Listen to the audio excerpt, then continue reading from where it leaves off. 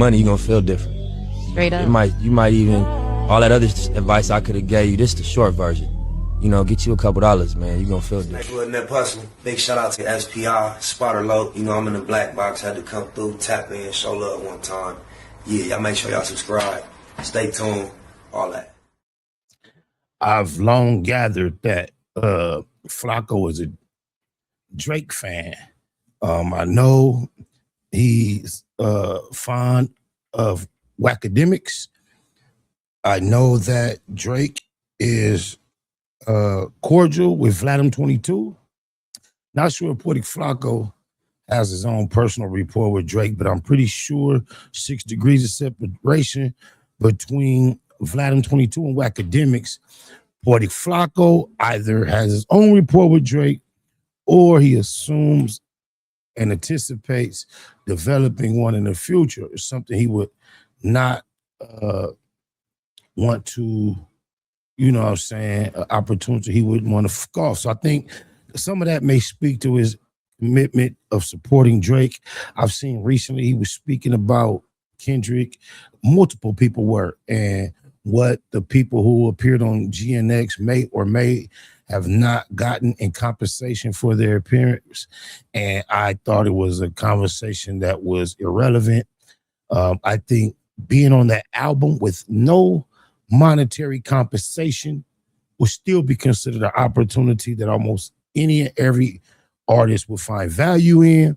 But this is a new day, and a lot of people got to say, Flacco now, this video was just released 3 minutes ago, and he says even worse than that, as if that was even something to be, you know, concerned about, which I don't deem it as such.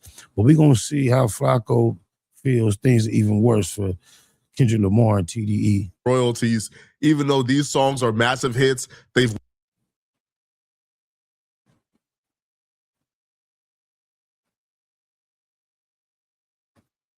more TDE allegations are surfacing after DeJean Paul exposed the fact that Kendrick Lamar. Wow, DeJean Paul. I had no idea, man. Are you serious? You jumping on the DeJean Paul bandwagon? Oh, yeah, you did say you like his recoil back in the day. Oh, my goodness. Paid the artists on GNX $10,000 and kept all their royalties, even though these songs are massive hits. But he, from what I recall, the report is these artists were presented with options. Either get an upfront chunk of this 10 piece or forego that and get tapped into the back end. Like, or guess what? You have the option of not participating as a human. Won Grammys, they've gone multi-platinum already. These artists would never enjoy the benefit of being on multi-platinum, Grammy-nominated, Grammy-winning songs, but they got $10,000 for all their work. And people thought that was wrong. All their work. This is an opportunity. Man, Kendrick could have put that whole project together without any of their input. He did them a favor. He looked out for them. Man, y'all crazy as a motherfucker. Oh, people are now surfacing more allegations of TDE being predatory and taking advantage of creatives. This producer named Rojit, who has apparently worked for both Drake and Kendrick Lamar, was doing an interview. And during this interview, he talked about working with Kendrick Lamar on To Pimp a Butterfly and how the business was a little funny, right? Which is like drastic experiences between working with Drake and working with Kendrick Lamar. And he would also say he felt like he was taken advantage of due to his inexperience. We went to this guy's studio for a few weeks in LA, and we were making like these crazy, like kind of acid jazz, really like experimental records. And we were like, okay, cool. Like we did that. We were there for 2 weeks. We made some beats. We run into the guy at a show, and he's like, yo, I got to pay you guys for that session. And we didn't know, like at the time, like I said, I didn't know about publishing. I didn't know about producer. I didn't know about anything. Just like, how do you get paid? But I was like, oh, this is how we get paid. You run into the guy and he wants to pay you. So he invites us back to the studio and basically has us, you know, he's like, this is for all the beats we made for my project. He's like, we're gonna have you sign this thing. And the paper said something along the lines of like, you can't collect royalties. You can't collect publishing on these songs, and I'm like, these are weird ass beats anyway. These are like things that are never gonna be on the radio or whatever. And we were just like, cool. So he gave us like $2,000 cash each, and we were like, yo, we made it. You know what I mean? Like, yo, like look at this. Like we got like paid cash for beats. Like this is sick. $2,000 in exchange for royalties is sickening, is crazy. And people, when they heard this, they automatically, they got on TDE's behind, bro. Somebody says, how do they keep getting away with this? It's crazy. Somebody says the man say he was elated, excited to get the $2,000. Who else? Y'all pocket watching? Man, my pops told me a long time ago, man. And he a big old dude. He was like, man, they'll be going around taking nothing, bullying nobody. He said, man, I had a way of doing things when I was coming up. I had motherfuckers handing it over to me with a smile. I'm working them the whole time and they loving it. It's a way to finesse. It's the way of the world. People go to work 40 hours a week to help corporations make billions in every industry. And they receive a stipend of a payment of a hourly wage, bro. It's just the way of capitalism. Can't see why people crying. Literally signed a no royalties contract. Somebody says this is not new for TDE. Kendrick Lamar charged an artist $10K for a feature and then use Interscope to block their release. All they do is package trauma and scam. Somebody says, if you thought Jay did foul-ish, wait till you see what Kendrick got cooked up. TDE and Kendrick are learning from Jay and Rock. Ninjas stand on fake morality and identity politics. Somebody says, the people picked the wrong person to cheer in for this beef. Somebody says TDE are devious and exploit artists and producers. Kendrick Lamar and his team stay steadily. Man, we've been long told, understand, me from personal experience, but even those who haven't been in the industry, we all know it's an evil place. You think angels is going to hell and ruling with holiness? Man, all right. Just think about it. Finessing artists and producers, this is extremely sad and pathetic. But here's the thing. People, sent me this, like, Flacco, you gotta cover this, Flacco. Oh my God.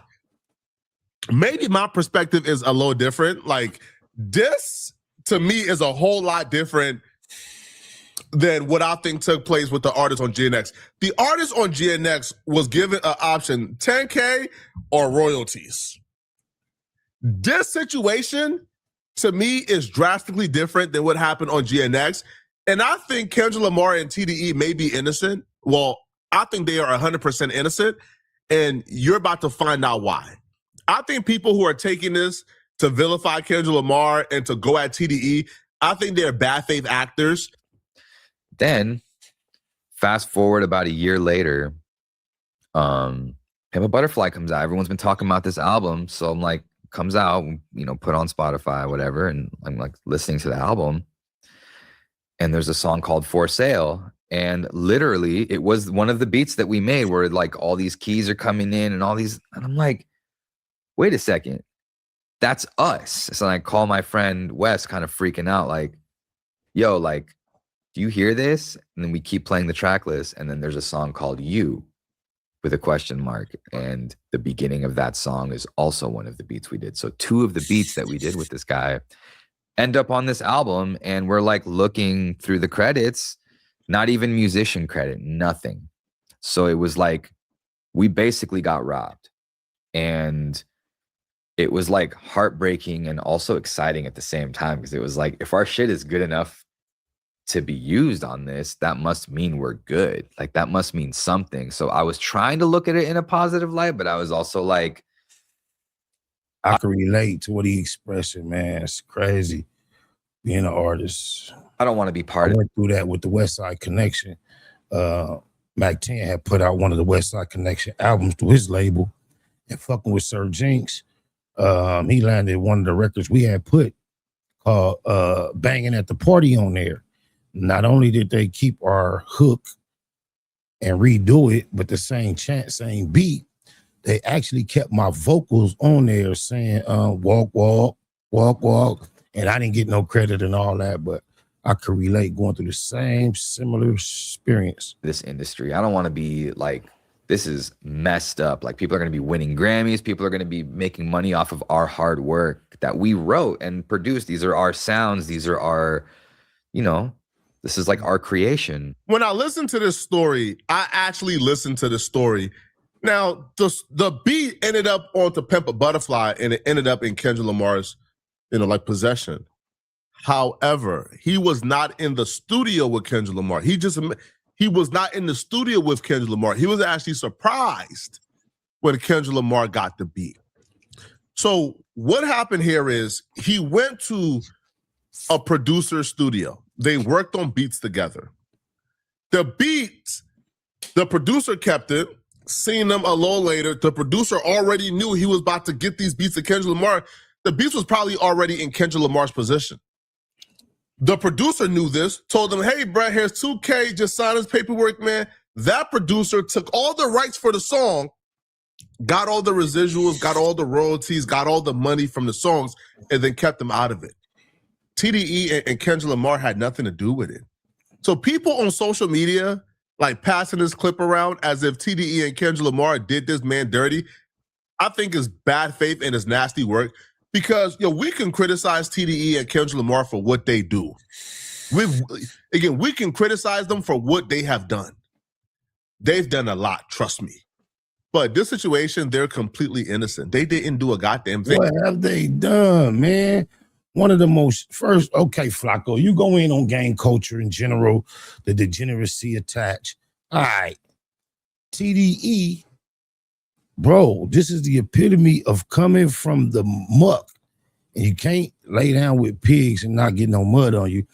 And this is not laying down with pigs by choice. We come up in this shit. Come up out the projects, bro. Watch California and keep an annual commitment for 20-something years to come each Christmas, never be detached from the community. Take a little kid from Compton, from obscurity to world-renowned artistry without succumbing to the degeneracy of gangster rap that we all have fell victim to. Come on, Flacco. This is disingenuous, bro. Like, I'm so confused. Like they didn't do nothing. The dude had a contract with a producer. What have they ever done, though, Flacco? Producer. That situation was completely separate from TDE. For it to be June and Flacco to be, I believe, in Texas, I could be wrong, but anywhere, for him to have that sweater on and not be sweating, he got some cold AC blowing in that thing. That producer then gave the beat to Kendrick Lamar. How would a Kendrick Lamar or TDE have known that the beat that this producer just gave to him was not created by him? How would they have known this beat, like this producer has handed over, was... It didn't matter if he created it or not. He bought it for $4,000, $2,000 a piece. Somehow, like, obtained through deceptive business practices. They wouldn't have known. It's not their fault. The actual person who... Terry Carter, the same individual that Suge Knight drove over, tried to buy Beautiful World from me. He started off at 5,000, went up to 10. I kept asking him, like, what you want to buy it for? He said, don't matter. Once I buy it, it's mine. I refuse to sell it. Rest in peace, Terry Carter.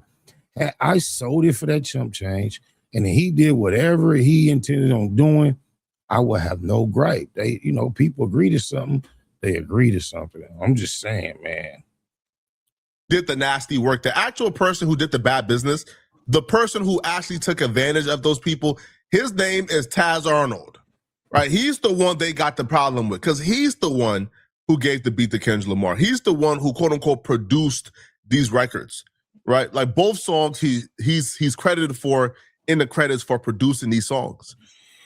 So if this producer jerked them or put them under bad contracts, according to him, why exactly is Kendrick Lamar and TDE being blamed? How exactly is Kendrick Lamar and TDE at fault here? I don't. Again, I can't begin to understand. Now, the dude in the interview didn't even say Kendrick Lamar and TDE are at fault. People heard TDE. They got such a hard on for they got such a hard on for TDE and Kendrick Lamar, and they're trying to find anything to like destroy these people, that they're now running with a story that's incomplete. Now, I'm not somebody, man, who's coming on here to lie on people. I'm sorry, bruh. Right? Like, I don't have a side in this stand war. I don't have a side. Like, I don't have an allegiance to a rapper. I'm not going to sit here and lie on Kendrick Lamar because... Seem like you got an allegiance to Drake. I like Drake's music and vice versa. And anybody who does that is weird. This is from my perspective, okay? Now, and you may not come on here and lie on people, but your big homie. So Spider looks at me because we go back to the juvenile side of the county. Lie on me. This dude apparently will continue, and he will say that he tried to expose the fact that he got jerked for these beats. And in him trying to expose them, he actually got a blessing. And this entire situation that started off negative actually ended pretty good for him. So basically, I just sort of used that opportunity to post. I was like I went on Instagram and I was like, yo, I worked on these songs on To Pimp a Butterfly, and that caught the attention of Greg Katz, who is now my manager and has been my manager since the beginning of my career. And he sort of gave me the ropes and was like, hey, like, I'm going to explain to you how this works. I know you're upset. I know you probably want to, go after this or try and claim stuff on it. But he's like, I think the best thing you can do is just keep working hard. And funny enough, like, Greg introduced me to Imad, who introduced me to Drum, brought me to a studio session where Drum was at. And that's how I met Drum, and that's how Broccoli happened. So a really bad thing turned into something really good because I kind of just kept my head down and kept working. Why is the advice not to go after the credit? I think there's something about the hip hop world where lawsuits, it's kind of like, it feels like you kind of like don't want to be that guy. You know what I mean? Like, you could, but I feel like a lot of people. See, and he a TDE constituent, but OVO, Drake and them, they sue. They don't give a fuck. Well, especially at that time. And especially since I had the history with Dre, and like that was like an aftermath Interscope release. He's like, it's gonna get back to Dre, it's gonna get back to Kendrick, it's gonna get to all these people. They're gonna see your name. They're not gonna know what really happened. They're not gonna be like, well, what's his story? They're gonna be like, screw this guy. Like, I'm not speaking for anyone, but saying like in general, you're just like, you see, I've been a part of songs where like people come out of the woodwork and they're like, this guy is claiming that's his 808 pattern, or this guy is claiming this. And you're just like, I don't even want to think about it because you weren't there, So the one thing that's specific to instrumentalists that's different than if you were just a songwriter is there are unions. Right. So like AFM could be like, hey, he played on this and we're going to make sure that we collect neighboring rights and some of this other stuff without having to go through like a whole thing. Honest to God, I think he made the right decision. And even me thinking or him making the right decision in this situation, or that being the right decision, speaks volume to what this industry is about.